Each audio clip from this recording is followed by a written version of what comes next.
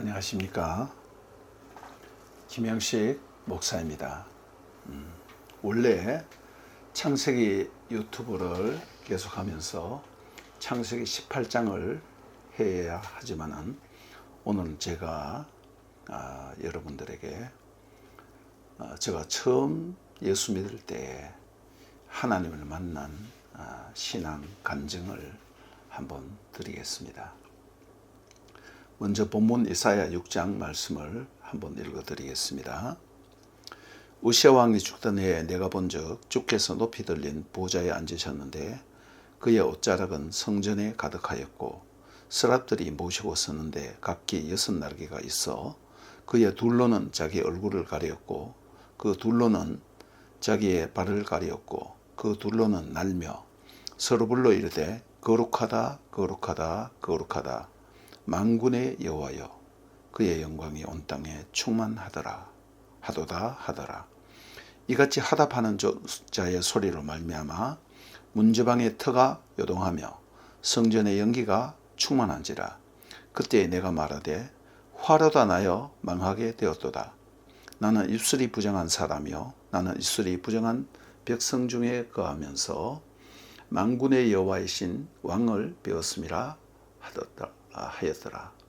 그때에 그 서랍 중에 하나가 부젓가락으로 제단에서 집은 바된 핀수철 손에 가지고 내게로 날아와서 그것을 내 입술에 대며 이르되 보라 이것이 내 입에 닿았으니 내 악이 제하여졌고 내 죄가 사여졌느니라 하더라.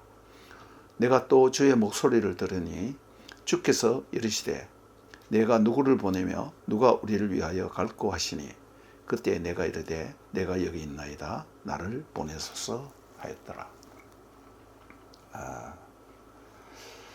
저는 이미 몇 번 간증을 한 것과 같이 본격적으로 교회에 나가기 전에 성경 말씀을 읽다가 하나님을 만났고 또 끼어졌고 동시에 부름을 받았습니다. 저는 11살 때에 인생에 대해서 고민을 했습니다. 사람이 왜 죽을까? 죽지 않으면 안 되는가?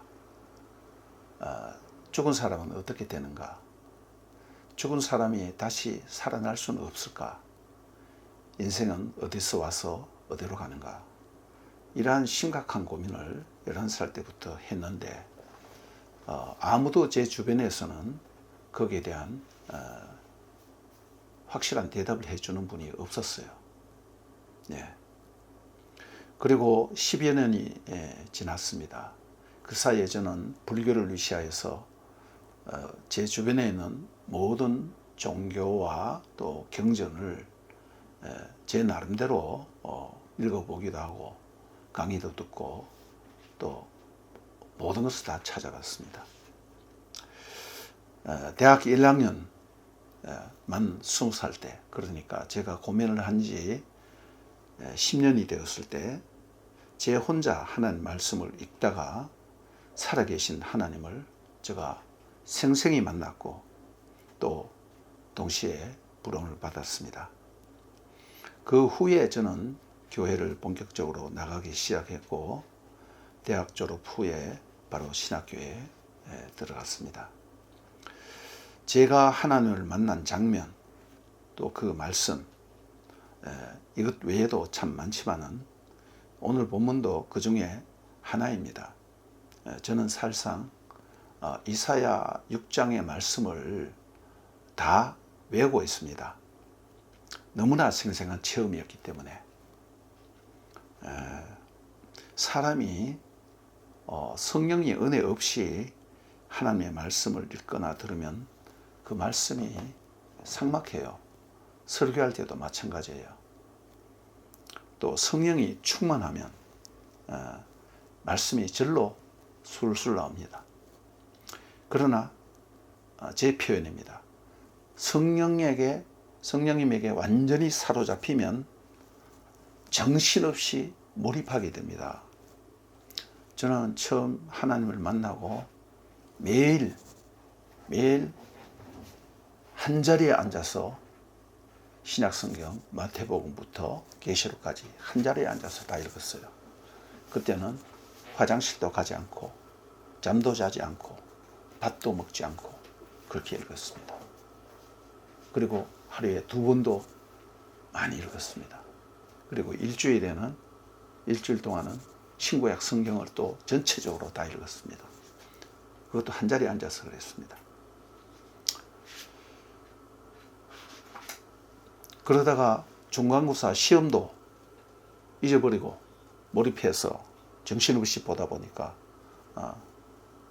빼어먹기도 하고 그랬습니다. 한마디로 정신없이 하나님의 성령에 사로잡혔지 않았나라는 그런 생각을 나중에 하게 되었습니다. 제 개인의 체험뿐만 아니라 제가 전도사 때인데 사역을 할 때에도 제가 고등부 학생들을 맡아서 가르치게 되었는데 이런 일을 경험을 했습니다.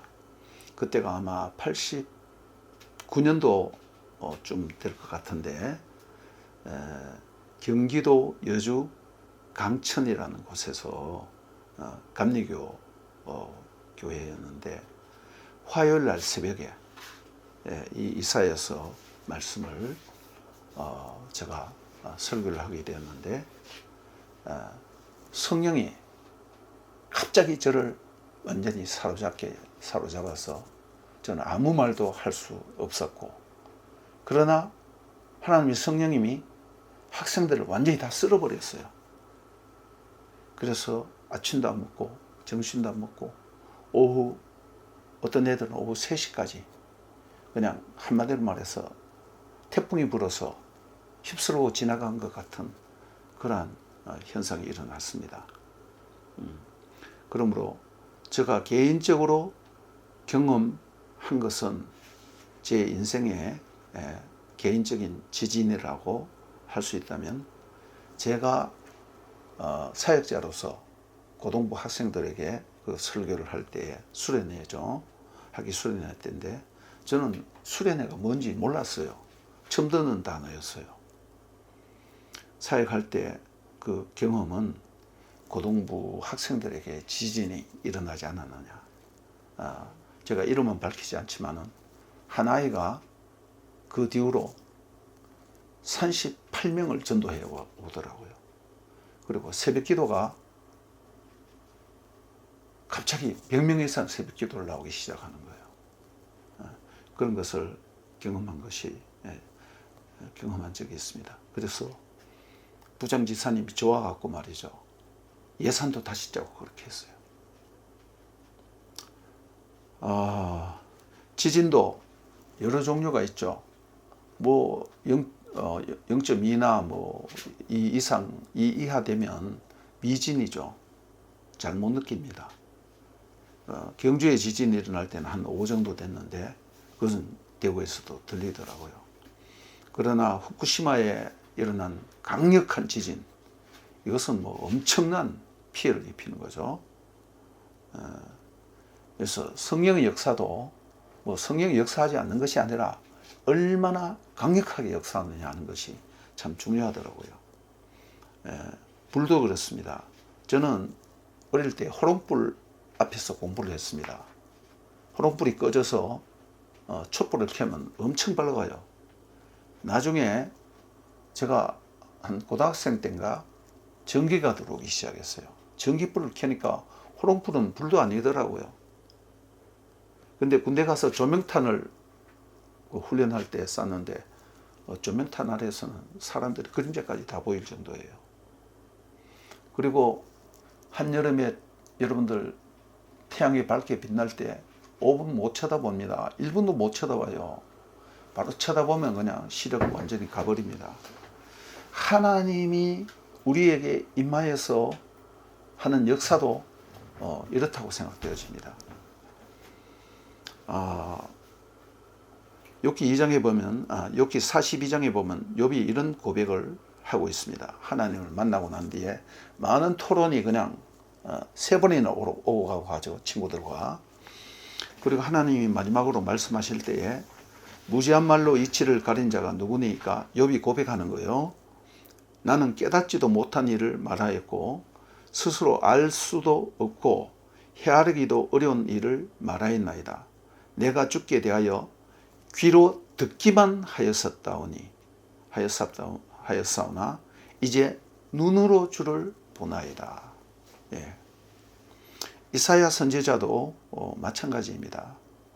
이사야 5장에 보면 선지자는 그 시대상을 신랄하게 비판하고 고발을 합니다.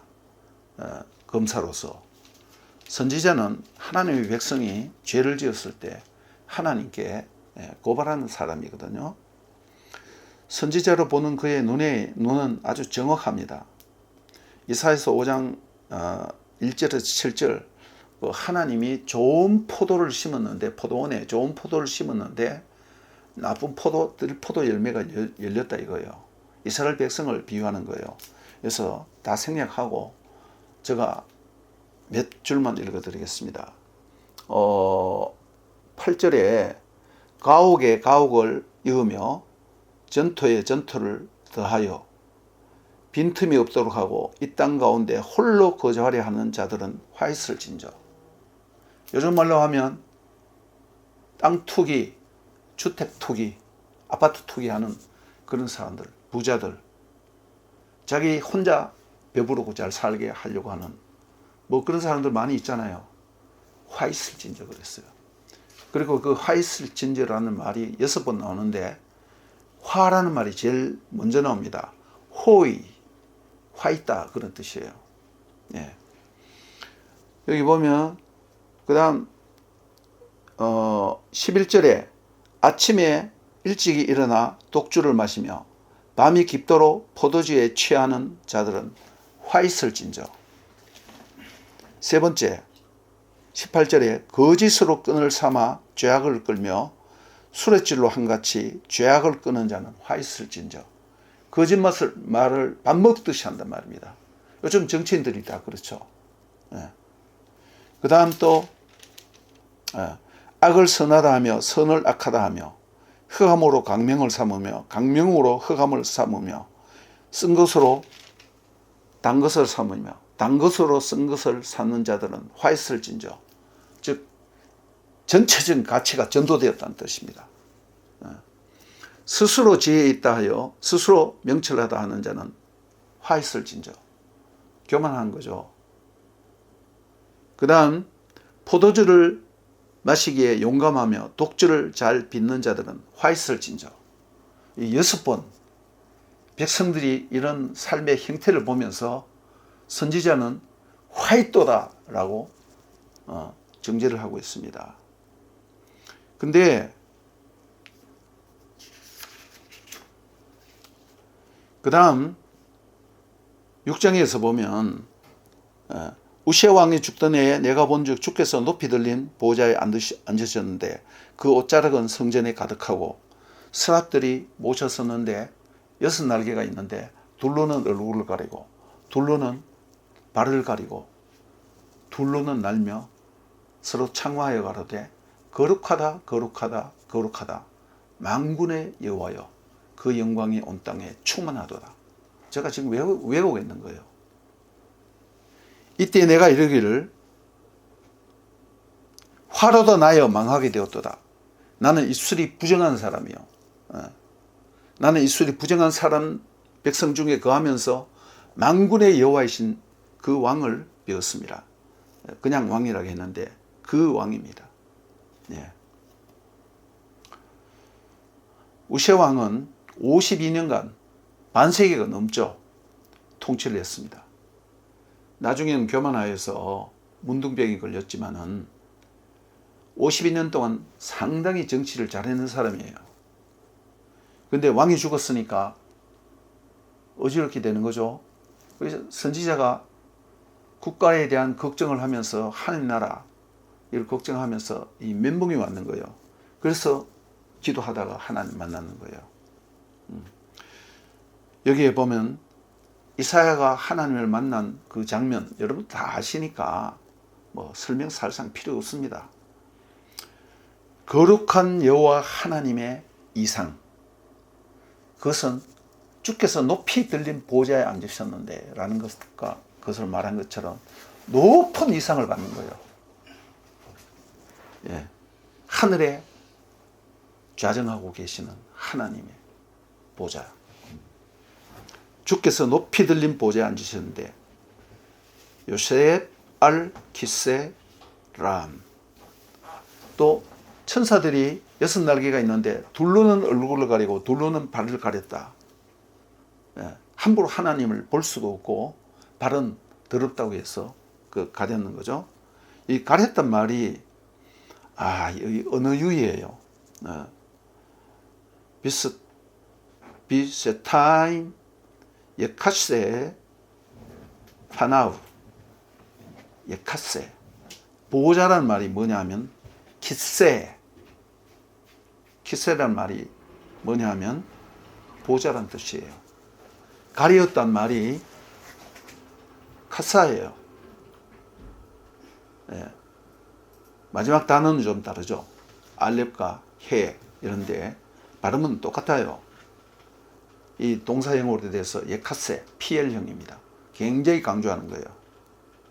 그러면서 천사들이 하나님을 향하여 찬양을 하는데 거룩하다, 거룩하다, 거룩하다. 만군의 여호와여. 그 영광이 온 땅에 충만하도다. 왜 아말 카도시 카도시 카도시 아도나이 찌바우트 맺죠 콜 하아레츠 예 카보도 어려운 히브리어를 읽었습니다. 저는 히브리어를 보면 훨씬 더 생생하게 와닿기 때문에 이걸 읽는 거예요. 키세 보좌라는 말과 가리다 예카세 이 언어유희 나오는 것도 히브리어 본문을 봐야 그걸 알 수가 있는 거예요. 그래서 제가 어렵지만 이 말씀을 드리는 것입니다. 한번 생각해 보세요. 거룩한 하나님의 보좌. 그 다음 또 너무나 미천하여서 죄악되어서 천사들마저도 얼굴을 가릴 수밖에 없고 더러운 발을 가릴 수밖에 없는 딱 대조가 되는 그 말을 언어유희로 이렇게 쓰는 거예요. 예. 그리고 이때 선지자 이사야가 말하되 화로다 나여. 이게 7번째 화입니다. 앞에 백성들에게 6번 화이또다 화이또다 화이또다 했잖아요. 그러나 거룩하신 하나님을 딱 만나고 나니까 내가 화이또다. 그 말을 고백하는 거예요. 오이 리 키 미드메티 키 이시 타메 세파타임 아노키. 나는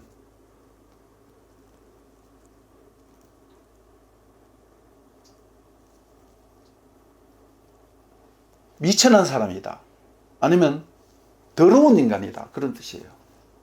이 말은 부정하다는 말인데 타메라는 건 부정한 말인데 여러분 레위기에 보면 제사를 드릴 때 하나님께 구별하여서 드릴 수 있는 제사 그건 거룩하다. 카도시라고 합니다. 예. 코데시 분사형으로. 그 다음 일반적인 거 더럽지도 않고 거룩하지도 않은 것은 타홀이라고 합니다. 그 다음 부정하여서 하나님께 절대 드릴 수 없는 것이 타메예요. 근데 자기 자신은 입술이 부정한 인간이고 또 그 백성들은 입술이 부정한 백성들이라는 것입니다.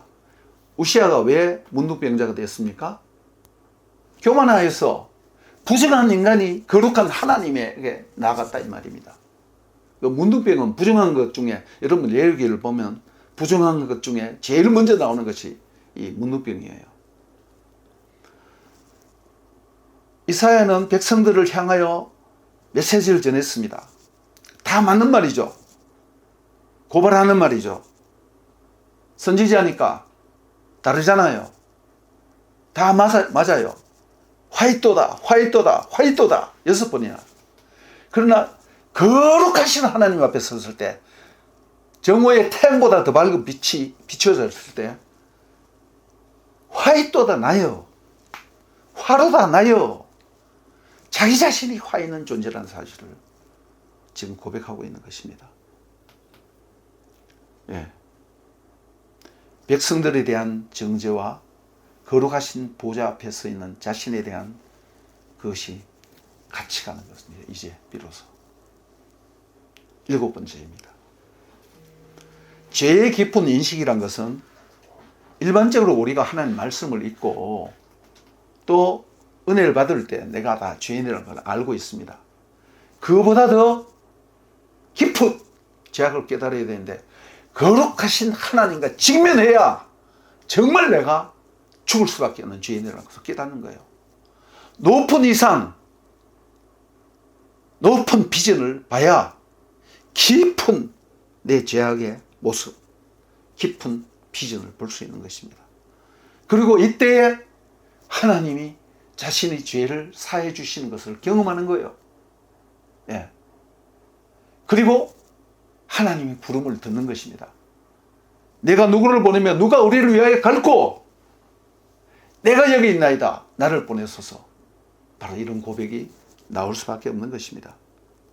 이것은 복음 전파의 넓은 이상, 넓은 비전을 얘기하는 것입니다. 저의 말이 오히려 많았기 때문에 설명이 도리어 하나님의 거룩한 은혜를 방해할 수도 있어요. 예. 사실상 저는 히브리어 본문을 보기는 했지만은 안 썼으면 좋겠다는 생각도 있었어요. 그렇지만 또 정확하게 말씀드려야 되니까 하기는 하지만은 이런 것들 다 소용없다. 살아계신 하나님을 직접 만나는 것이 중요하다. 그래야만 우리가 진정으로 내가 죄인이라는 것을 깨닫게 되고 거기서 그냥 꺾어지고 물과 같이 녹아질 수밖에 없는 것입니다. 그렇지 않으면 우리는 교회를 나가도 어디 여러분들 겨울에 난로를 쐬는데 말이죠. 난로 바로 앞에 가서 뜨끈뜨끈한 난로 포항제철 용광로 있잖아요. 사실 용광로 속에 들어가서 녹아버려야 되거든요.